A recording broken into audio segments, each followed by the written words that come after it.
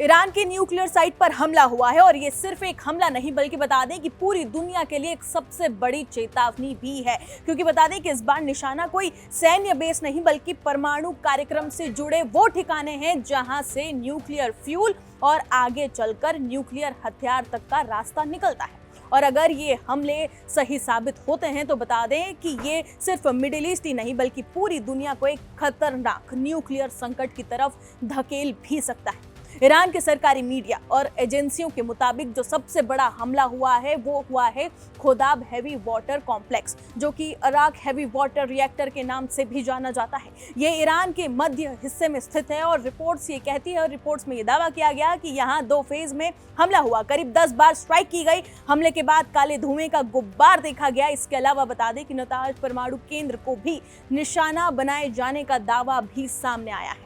अब समझिए कि ये जो मामला है ये कितना गंभीर है। Heavy water plant nuclear reactor में बता दें कि इस्तेमाल होता है और ये न्यूट्रॉन की स्पीड को कंट्रोल करता है और बाय प्रोडक्ट में प्लूटोनियम पैदा करता है। प्लूटोनियम इजिकल टू परमाणु बम का एक अहम तत्व। अब येलो केक क्या है, अब आप उसे भी समझिए। यूरेनियम का शुरुआती रूप होता है ये और पीले रंग का पाउडर होता है। न्यूक्लियर फ्यूल की पहली स्टेज यहीं से शुरू होती है। परमाणु बम बनाने का रास्ता यहीं से है और नतांज फैसिलिटी ईरान का सबसे बड़ा यूरेनियम संवर्धन केंद्र है। हजारों सेंट्रीफ्यूज मशीनों जमीन के नीचे यहाँ पर बना हुआ है ताकि हमले से ये बच सके और यहीं पर निगरानी रखता है IAEA। अभी तक किसी की भी मौत की पुष्टि नहीं हुई है, रेडिएशन लीक की भी खबरें सामने नहीं आई है, लेकिन IAEA ने भी ये संकेत दिया है कि अगर न्यूक्लियर साइट्स पर हमला होता है तो रेडिएशन का खतरा पूरी तरह से नकारा नहीं जा सकता। यानी खतरा अभी टला नहीं है, बस दिख नहीं रहा। हमले के बाद IRGC ने बड़ा अलर्ट भी जारी किया है। ये साफ चेतावनी दी गई है कि अमेरिकी और इजरायली कंपनियों के कर्मचारी तुरंत यहां से निकल जाए, 1 किलोमीटर के दायरे को खाली तुरंत करें। और सबसे बड़ा संकेत ये सामने आया है कि ईरान ने ये कहा है कि जवाबी हमले शुरू हो चुके हैं।